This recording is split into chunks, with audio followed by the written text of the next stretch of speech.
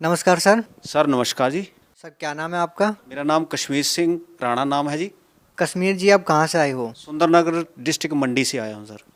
Sir क्या काम करते हैं आप?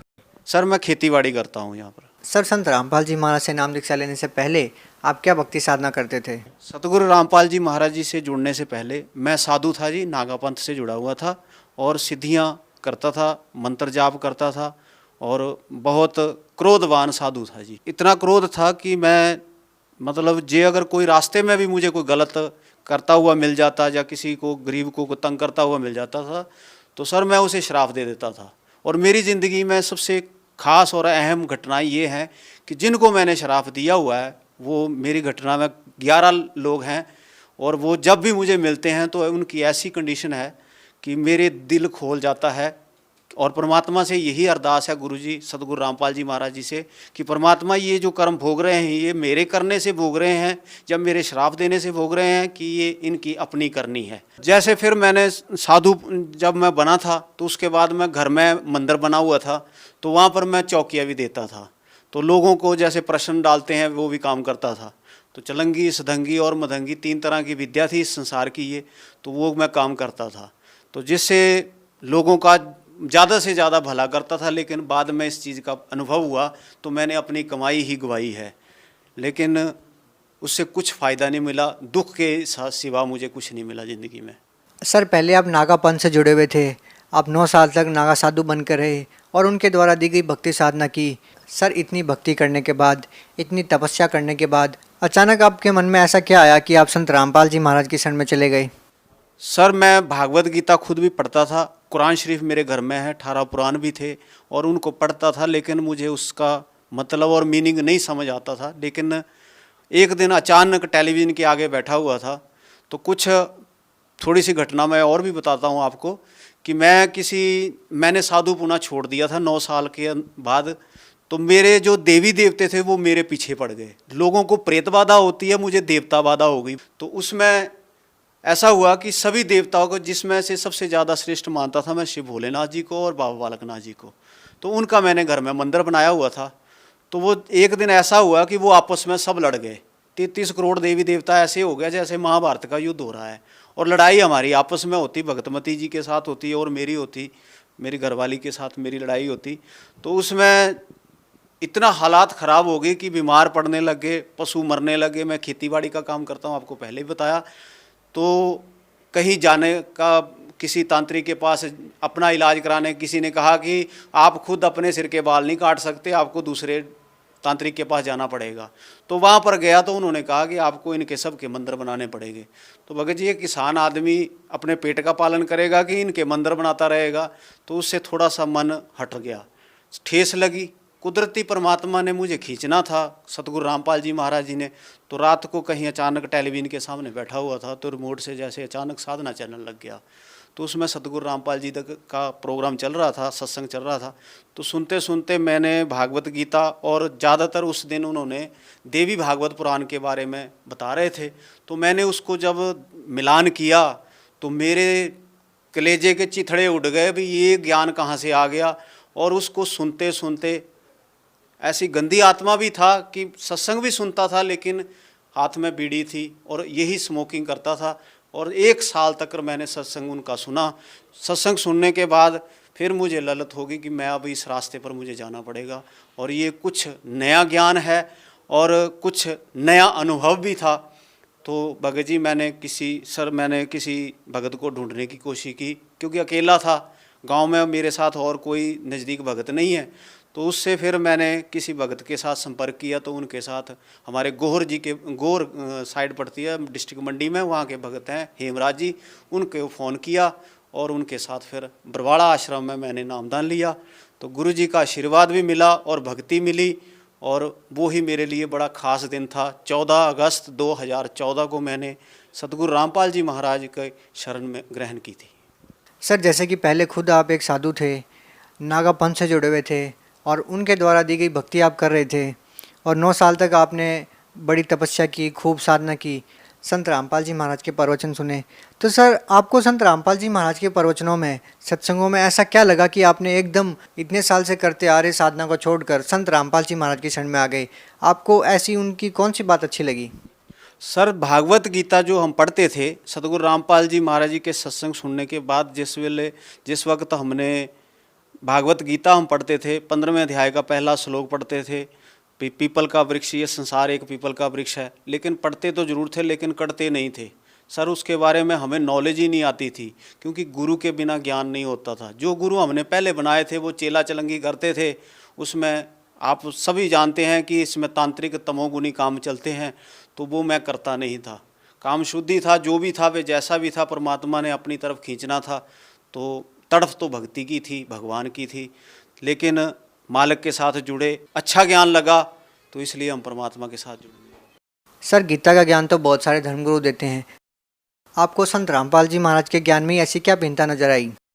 सर भागवत गीता का ज्ञान सभी करते हैं, भागवत सभी साधु संत गुरु सब करते हैं, लेकिन अभी तक उनको ना ब्रज शब्द का पता है, ना उस पीपल के वृक्ष का पता है भी उस पीपल के वृक्ष का क्या सिस्टम है और क्या उसमें कितने साव है। लेकिन हमारे गुरुजी ने उसके बारे में एक एक विभाग के बारे में बता दिया। अक्षर पुरुष एक पेड़ है, निरंजन वा की डार, तीनों देवा शाखा हैं, पात रूप संसार।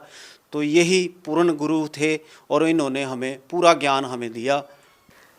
आखिर सर आप कहना क्या चाहते हैं? हिंदुस्तान में बहुत सारे गुरु हैं, धर्मगुरु हैं, संत हैं, क्या उनको किसी को ज्ञान नहीं? क्या संत रामपाल जी महाराज को ही सद्ग्रंथों का ज्ञान है?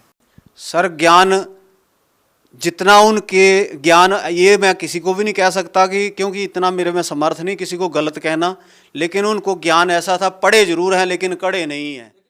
सर संत रामपाल जी महाराज तो साफ साफ मना करते हैं कि मेरे अलावा किसी के पास ऐसा ज्ञान नहीं है। सर ज्ञान ऐसा है, उनके पास जो ज्ञान है, लेकिन पढ़ाई की है, लेकिन उनको असली ज्ञान का पता नहीं है। हमारे गुरुजी ने जैसे एक दही में से मक्खन निकाल दिया है, वो ज्ञान हमारे गुरुजी ने एक नया ज्ञान जो है सामने लाए हैं। सर मैं आपसे ये पूछना चाहता हूँ कि संत रामपाल जी महाराज के शरण में जाने के बाद आपको क्या लाभ मिले? सर मुझे सबसे पहला तो ये है कि ये जो देवता का महाभारत युद्ध होता था उससे निजात मिल गई। मैंने उनको जैसे भी नामदान लिया और जल प्रवाहित कर दिया गुरुजी की आज्ञा से। और सबसे मेन और सबसे खास मुझे जो फ़ायदा हुआ वो मेरी भगतमती जी को जीवन दान दिया गुरुजी ने। ये सबसे अहम मेरे लिए बहुत बड़ी खास। क्या घटना हुई थी, वो कैसे हुआ? मैं खेत में टमाटर लगा रहे थे, टमाटर लगाते वक्त मेरी भगतमती और मैं दोनों ही हिमाचल में रहते हैं। भगत जी एक बात और भी बताता हूँ कि मैं होशियारपुर में, मेरे बच्चे वहाँ पर पढ़ते हैं, पिताजी एयरफोर्स की नौकरी करते थे, वहाँ भी थोड़ी बहुत ही ज़मीन है, दुकान करते हैं, तो इसलिए थोड़ा सा यहाँ पर हिमाचल में भी हमारे दादाजी की पुरानी ज़मीन पड़ी हुई थी, तो मैं यहाँ पर काम करने के लिए पंजाब से यहाँ आ गया।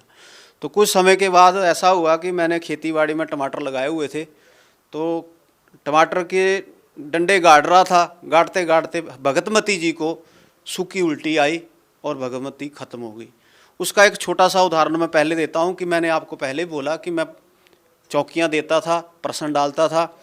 तो जिस वक्त मेरी आज से कोई 14 साल पहले अपनी भगतमती के साथ मेरी शादी हुई थी, तो मैंने भगतमती को शादी से दूसरे तीसरे दिन उसको प्रश्न कर दिया था कि आपकी मौत जो है 33 से 34 साल की उम्र में आप ख़त्म हो जाओगे, आपकी आयु ही इतनी है। लेकिन मैं उस भविष्यवाणी मैंने की थी, तो इसलिए उस भविष्यवाणी के कारण मुझे उस वक्त झटका लगा कि जिस वक्त वो बिल्कुल डेड, उसकी श्वास नाली ख़त्म, श्वास नहीं चल रहा था और रंग बिल्कुल पीला हो गया। और कुदरती ऐसी बात थी कि उस दिन बारिश का मौसम था, हिमाचल की बात है, आप सब लोग जानते हैं कि अगर 2-3 घंटे अगर बारिश पड़ जाए तो पहाड़ी इलाके में धुंध पड़ जाती है ठंड के कारण, टेम्परेचर डाउन होने के कारण। तो उसमें सबसे बड़ा दुख मुझे उस वक्त ऐसा हो रहा था, झटका, कि ये जो गाँव के लोग हैं मुझे मार देंगे, क्योंकि मैंने इनके सामने अपने मंदिर के जो देवी देवता थे वो मैंने सारे जल प्रवाहित किए थे और इन लोगों ने मेरा को जिंदा ही जला देना था, क्योंकि हमारे रीति रिवाज में, हिमाचल के रिवाज में देवी देवताओं को कुछ खास मानते हैं। तो उस खास वजह से मुझे रोना आ गया। लेकिन उससे पहले ऐसा था कि मैं गुरुजी के, परमात्मा जी से, संत गुरु रामपाल जी महाराज जी से मैं जुड़ चुका था।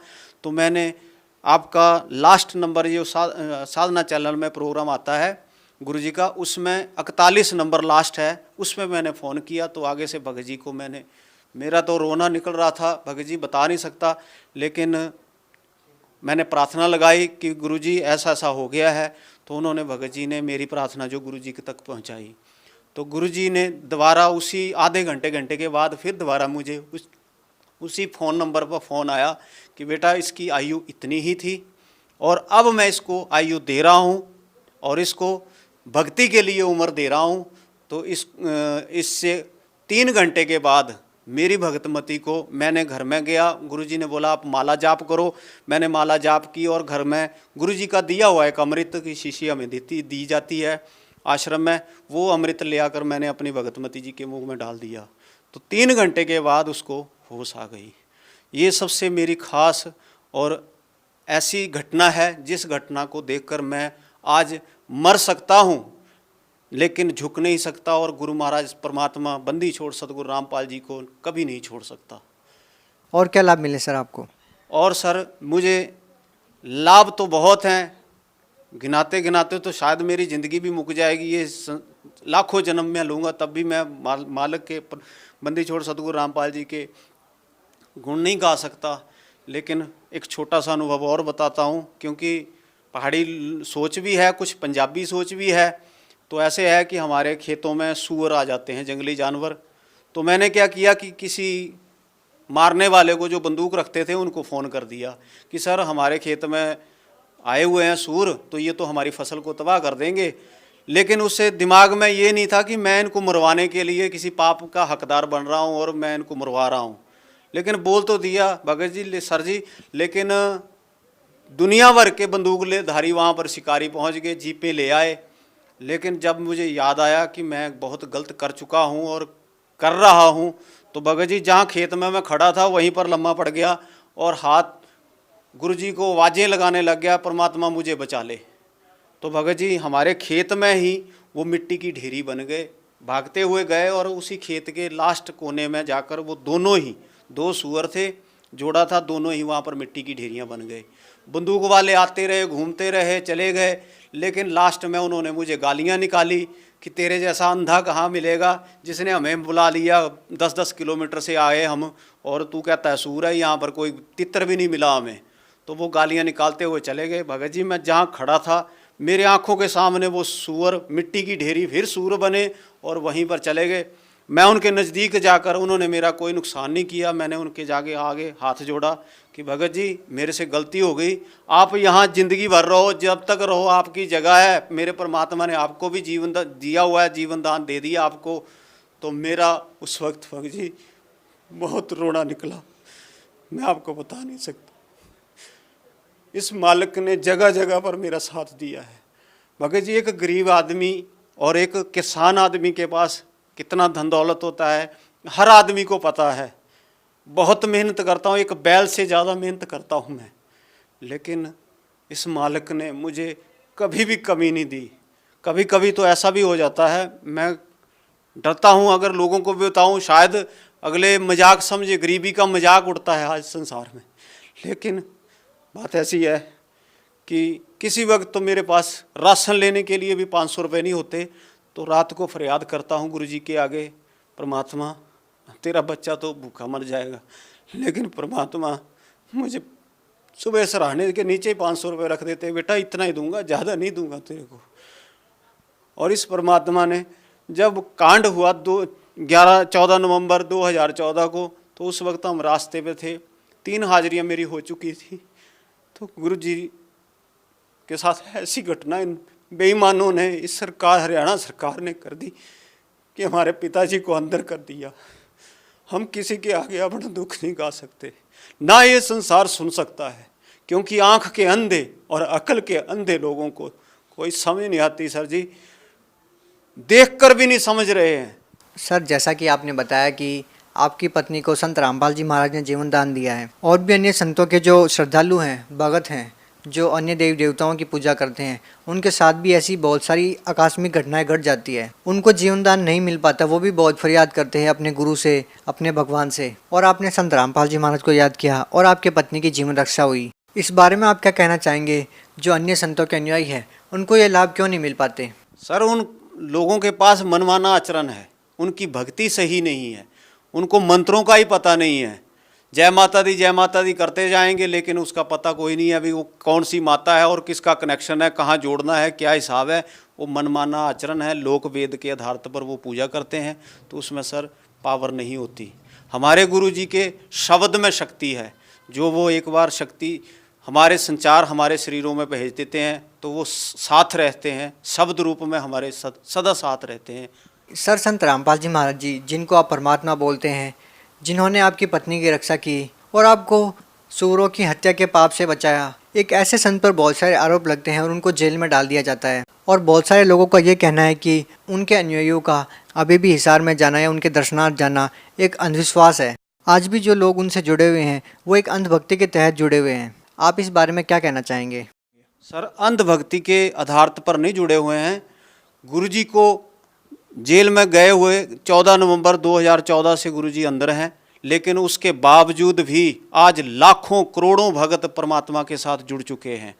लेकिन ये लोग सोच रहे हैं कि संत रामपाल जी महाराज अंदर हैं, इनका काम फ्लॉप हो गया है और ये कुछ नहीं चल रहा है। लेकिन इन लोगों को ये नहीं पता कि आज करोड़ों अरबों के हिसाब से अमेरिका, इजराइल, पाकिस्तान, हर जगह पर कोऑर्डिनेटर नामदान स्थल खुले हुए हैं और भगत जुड़ रहे हैं, दिन रात जुड़ रहे हैं और भागे दौड़े जा रहे हैं, परमात्मा के साथ जुड़ रहे हैं।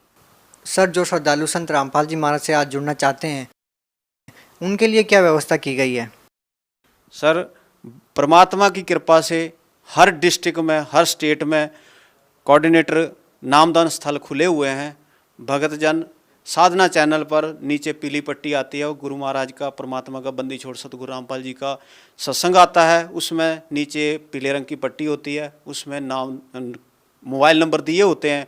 उन मोबाइलों पर आप संपर्क करें और आपको कोऑर्डिनेटर जहाँ पर नाम स्थल केंद्र होगा, आपके नज़दीक होगा, उसके बारे में आपको भगतजन बताएंगे। आप वहाँ जाकर परमात्मा से जुड़ सकते हैं। बहुत बहुत धन्यवाद सर। सत साहेब। आप सुन रहे थे जगत गुरु तत्वदर्शी संत रामपाल जी महाराज जी के मंगल प्रवचन। अधिक जानकारी के लिए विजिट कीजिए हमारी वेबसाइट www.jagatgururampalji.org। संत रामपाल जी महाराज जी के शुभ आशीर्वाद से पूरे विश्व भर में 500 से भी ज्यादा नाम दीक्षा केंद्र हैं, जिन पर संत रामपाल जी महाराज जी द्वारा ऑनलाइन निशुल्क नाम दीक्षा दी जा रही है। अपने नजदीकी नाम दीक्षा केंद्र का पता करने के लिए संपर्क करें 8222880541।